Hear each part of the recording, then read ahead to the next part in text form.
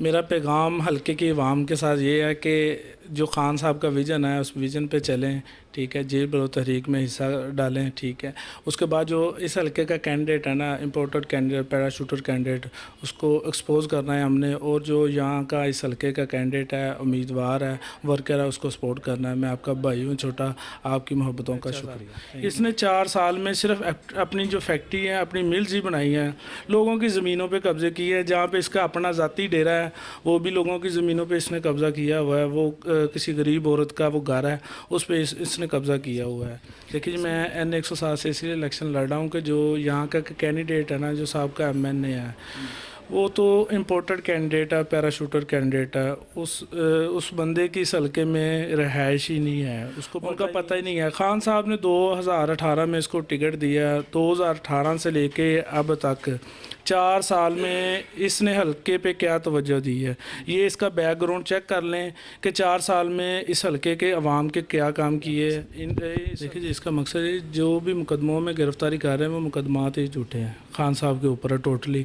अगर गिरफ़्तारी का मामला है, सियासी गिरफ़्तारी है ना जी, वो तो सारे लीडरान देते हैं। अस्सलाम वालेकुम नाजरीन, आप देख रहे हैं कप्तान न्यू टीवी। मैं हूं आपके साथ आपका मेज़बान जाहिद हनीफ। नाजरीन, आज मेरे साथ शख्सियत मौजूद हैं मलक तनवीर शहजाद, उम्मीदवार बराए कौमी असम्बली हल्का N107 पाकिस्तान तहरीक इंसाफ। आइए बात करते हैं मलक तनवीर शहजाद साहब से। अस्सलाम वालेकुम। जी वालेकुम अस्सलाम। जी मलक साहब, ये बताइए कि पाकिस्तान तहरीक इंसाफ में आपकी जो शमूलियत है वो कब से है, और आपने पाकिस्तान तहरीक इंसाफ में ही क्यों शमूलियत की?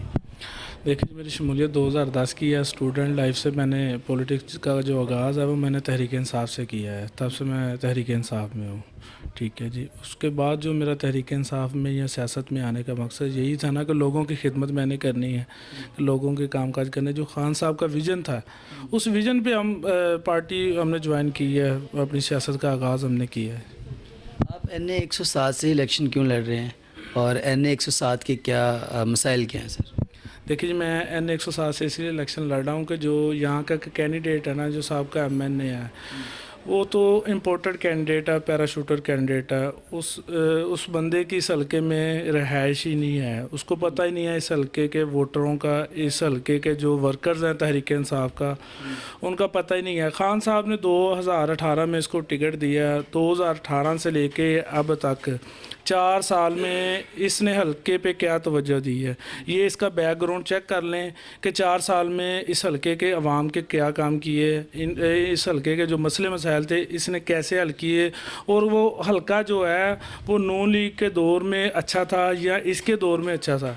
इसने 4 साल में सिर्फ अपनी जो फैक्ट्री है, अपनी मिल्स ही बनाई हैं, लोगों की ज़मीनों पे कब्ज़े किए हैं। जहाँ पे इसका अपना ज़ाती डेरा है वो भी लोगों की ज़मीनों पे इसने कब्ज़ा किया हुआ है। वो किसी गरीब औरत का वो घर है, उस पर इसने कब्ज़ा किया हुआ है। इसमें 4 साल में सब तो कब्ज़ा माफिया के ख़िलाफ़ हैं, ऐसे लोगों को पसंद नहीं करते, तो फिर मतलब ये सब कैसे हो? देखिए जी, खान साहब को जो पार्टी ऊपर बैठी हुई है, हमारे वेस्ट रीजन के प्रेसिडेंट है फैज़ुल्लाह कमोका साहब, उनको ये सोचना चाहिए कि जो हमारे उम्मीदवार हैं उनका बैकग्राउंड क्या है। कब्ज़ा माफिया खान साहब ने बहुत कोशिश की, खान साहब ने बहुत मेहनत की इस मामले में, लेकिन जो यहाँ के मुकामी MNA साहब का रह चुके हैं उनका भी बैकग्राउंड देखें ना, उन्होंने कितनी ज़मीनों पर कब्ज़े किए हुए हैं। अच्छा सर, N107 के बुनियादी मसाइल क्या हैं? N107 में मेरा ख्याल है 4 साल में कोई नहीं काम हुआ है। यहाँ पे सुई गैस का बहुत मसला इशू है, नई लाइनें नहीं बिछी है। नून लीग के दौर में फ़ंड जो थे वो स्टेट बैंक की तरफ से या इनकी हुकूमत की तरफ से जारी हुए, लेकिन वो लगे नहीं हैं। वो सड़कें 2-2 3-3 दफ़ा अप्रूवल हो गई हैं लेकिन नहीं बनी। 4 साल में भी यही मसले मसाइल आवाम के रहे हैं, लेकिन वो हल नहीं हुए। अच्छा मलिक साहब, ये बताइए कि अगर N107 का आपको टिकट नहीं मिलता पार्टी की तरफ से, तो फिर आपका क्या इरादा है, आज़ाद इलेक्शन लड़ने का या किसी और पार्टी से भी आपको ऑफ़र हुई? देखिए पार्टियों में ऑफ़र तो होती रहती है, लेकिन अगर मैंने इलेक्शन लड़ना है इंशाल्लाह मैं लड़ूंगा इलेक्शन, और मैं पूरी कोशिश करूंगा और ख़ान साहब तक जाऊंगा मैं कि ख़ान साहब आप टिकट देखें, जिसका बनता है, जो इस हल्के का है, जो वर्कर है, उसको टिकट दिया जाए, ज़्यादती ना की जाए। अगर ख़ान साहब या पार्टी मुझे टिकट अनाउंस नहीं करती तो मैं इंशाल्लाह आज़ाद हैसियत से इलेक्शन लड़ूंगा, और आज़ाद हैसियत से इलेक्शन लड़ के इंशाल्लाह कामयाब होकर मैं ये टिकट जो सीट है वो ख़ान साहब को गिफ्ट करूँगा इंशाल्लाह। सर, इलेक्शन में कामयाबी के बाद आप अपने हल्के के लिए कौन सा पहला काम करना चाह रहे हैं? देखिए जी, हल्के में जहाँ तक मामलात है महकमों के, महकमे वो कोई एक्टिव नहीं है, ठीक है, ना वासा एक्टिव है यहाँ पे, ना सुई गैस, ना वापडा। इंशाल्लाह जो भी मेरे हल्के के मसले मसाइल हुए इंशाल्लाह वो मैं हल करूँगा। अच्छा सर, जो मौजूदा सियासी सूरत हाल है, जिस तरह खान साहब ने जेल भरो तहरीक का ऐलान किया, इस हवाले से आप क्या कहेंगे? देखिए जी, खान साहब जो पार्टी जो भी आवाज़ देगी उस आवाज़ पे हम लब्बैक कहेंगे। जेल भरो तहरीक में हम इंशाल्लाह हिस्सा डालेंगे। हम खान साहब के विज़न के ऊपर हैं। जुमान पार्क भी हम काफ़ी दफ़ा जा चुके हैं, अभी भी इंशाल्लाह जाएंगे। अगर खान साहब ने कहा कि जेल भरो तहरीक करेंगे तो इंशाल्लाह हमारे जो हल्के के लोग हैं वो इंशाल्लाह एक्टिव हैं जी।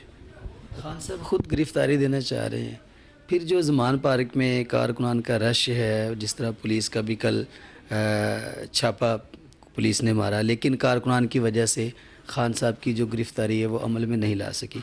एक तरफ खान साहब खुद गिरफ़्तारी देना चाह रहे हैं, दूसरी तरफ जो सिक्योरिटी है, जो तहफ़्फ़ुज़ है, वो सर इसका क्या मकसद है? देखिए जी, इसका मकसद है जो भी मुकदमों में गिरफ़्तारी कर रहे हैं वो मुकदमात ही झूठे हैं, खान साहब के ऊपर है टोटली। अगर गिरफ़्तारी का मामला है, सियासी गिरफ़्तारी है ना जी, वो तो सारे लीडरान देते हैं। तो अगर खान साहब ने कहा कि मैं भी गिरफ़्तार होऊंगा, लीडरान बाकी वर्कर्स जो पाकिस्तान तहरीक साहब के कारकुन हैं इंशाल्लाह शाना बशाना खड़े हैं खान साहब के साथ। उन खान साहब के मौक़िफ़ से हम पीछे नहीं हटने वाले। पंजाब में हुकूमत ख़त्म करके कोई खान साहब को या पार्टी के लोगों को कोई पछतावा हो रहा हो? नहीं, पार्टी के लोगों को तो नहीं। खान साहब ने देखो जो ऑर्डर कर दिया है, जो हुक्म दे दिया है उसके पीछे है ना जी। अगर खान साहब ने कहा तो लोग सियासी जमातें कहते हैं कि परवेज़ लाई ये नहीं करेगा वो नहीं करेगा, लेकिन अल्हम्दुलिल्लाह खान साहब की आवाज़ पे लब्बैक कहा है जी। उन्होंने पंजाब की असम्बलियाँ जो तोड़ी हैं जी, सारी दुनिया को पता है। KPK की असम्बलियाँ तोड़ी हैं जी, वो खान साहब के विज़न के मुताबिक ही ना तोड़ी है ना।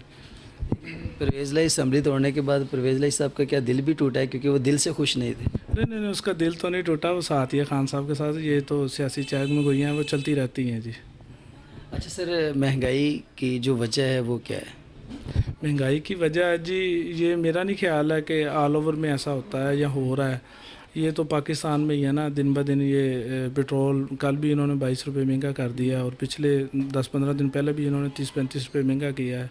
ये महंगाई जो हुकूमत है वो ही नाअहल है, करप्ट है हुकूमत, इसलिए महंगाई हो रही है। अदरवाइज़ मेरा नहीं ख्याल होनी चाहिए। PDM हुकूमत का ये कहना है कि IMF से मुआहदे थे PTI के ऐसे, जिसकी वजह से ये हमारी मजबूरी है। नहीं, ये पहले भी यही कहते थे। जब 2018 के बाद IMF से मुज़ाकरात हुए, खान साहब के वज़ीर ख़जाना थे, तब भी यही कहते थे कि आलमी मंडी में तेल सस्ता है, आलमी मंडी में महंगाई नहीं है। तो ये PTI की गवर्नमेंट कर रही है, लेकिन अल्हम्दुलिल्लाह तब ठीक थे 4 साल मामला सारे ऑल ओवर। लेकिन अब के जो 6 माह की इनकी हुकूमत है, इनका बैकग्राउंड चेक कर लें, इन्होंने क्या किया है महंगाई पे। इनसे नहीं कंट्रोल हुआ या खान साहब से कंट्रोल नहीं हुआ, ये चेक करें आप। अच्छा सर, क्या मियाँ साहब पाकिस्तान आ रहे हैं? नहीं, मियाँ साहब मेरे नहीं ख्याल नहीं वो आ रही है। ये लास्ट पे क्या मैसेज देना चाहेंगे आप? लास्ट में मैं यही मैसेज देना चाह रहा हूँ अपने हलके की आवाम से कि जो यहाँ का कैंडिडेट है ना वो उसको चुनो, जो पार्टी का वर्कर है उसको चुनो। मैं यही कहूँगा जो इस हलके का है, जो इस हलके का नहीं ना है, वो पैराशूटर है, वो इम्पोर्टेड कैंडिडेट है, उसको वोट नहीं देना चाहिए। मेहरबानी, शुक्रिया।